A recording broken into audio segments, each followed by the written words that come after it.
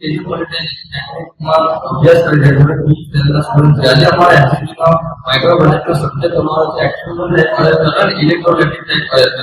મારા internet number 24 457 30 39. મારું નામ પટેલ પ્રેમ. મારું નામ પટેલ ધ્રુવ છે અને મારા એમએન નંબર 24 458 30 40. મારું નામ પરમાર હાર્દિક દિલીપભાઈ છે. મારો એમએન નંબર છે 24 458 30 40.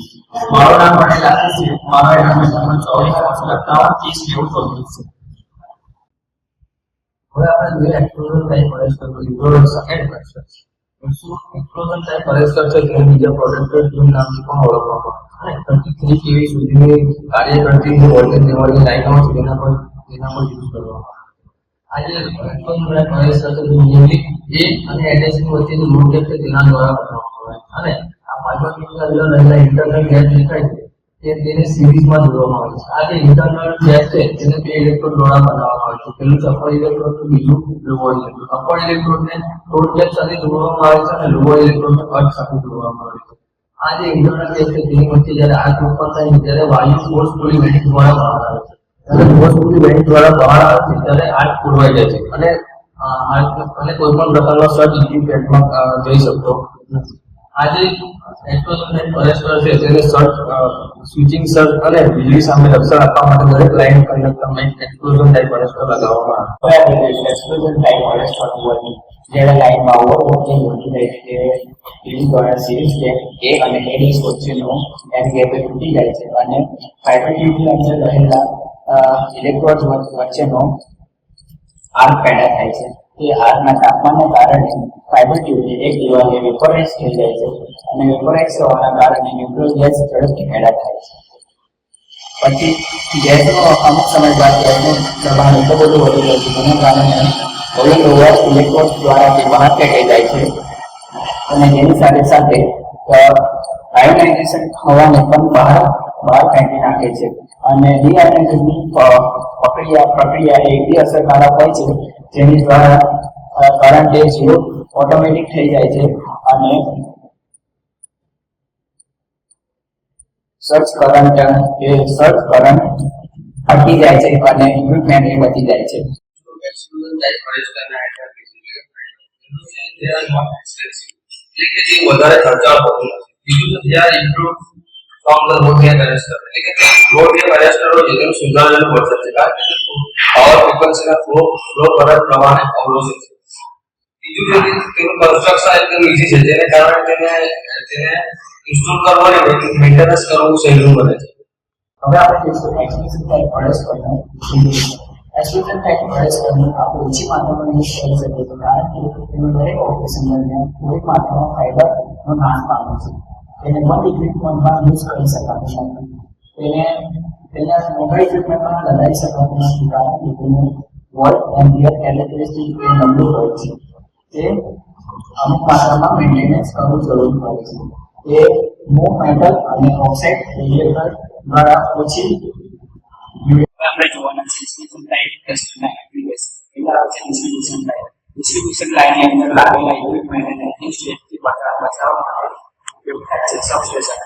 જેમ કે ઇક્વિપમેન્ટ સર્કિટ બ્રેકર વગેરેને સબસ્ટેશનની અંદર મૂકવામાં આવે છે જેથી તેના સુરક્ષા મળી રહે. બીજું આવે છે overhead power line. Overhead power લાઇનની અંદર કંડક્ટર ડાયરેક્ટ લાઇન નીચે લગાડવામાં આવે છે. પછી ચોથો આવે છે પ્રોટેક્શન ટ્રાન્સમીટર. તો માસ્ટર ઇન્ડિકેટર કરતા ટ્રાન્સમીટરને વધારે પ્રોટેક્શન આપવામાં આવે છે. સ્વિચ ગેર પ્રોટેક્શન ઓછી સપ્લાય મીડિયમ વોલ્ટેજના સ્વિચિંગ માટે ઉપયોગ થાય છે.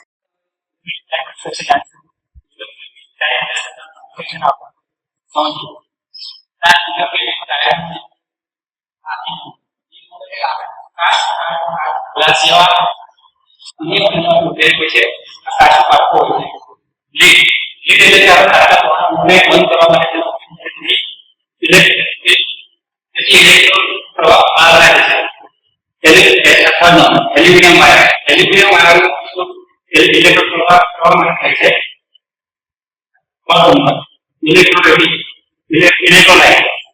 ઇલેક્ટ્રોલાઇટ સામાન્ય રીતે એલ્યુમિનિયમ ક્લોરાઇડ પ્રવાહી હોય છે. તેમાં સેલ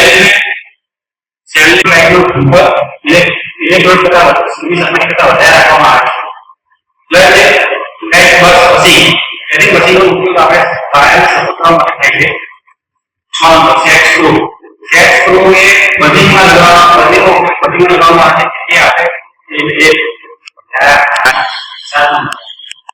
ગ્લાસ પોર્સેલેન નળીઓ બનેલો છે એને ઇલેક્ટ્રોડને એ રીતે લગાવવામાં આવે છે ઇલેક્ટ્રોડને ઇલેક્ટ્રોડ લાઇનમાં લગાવવામાં આવે છે કોટિંગ ઓફ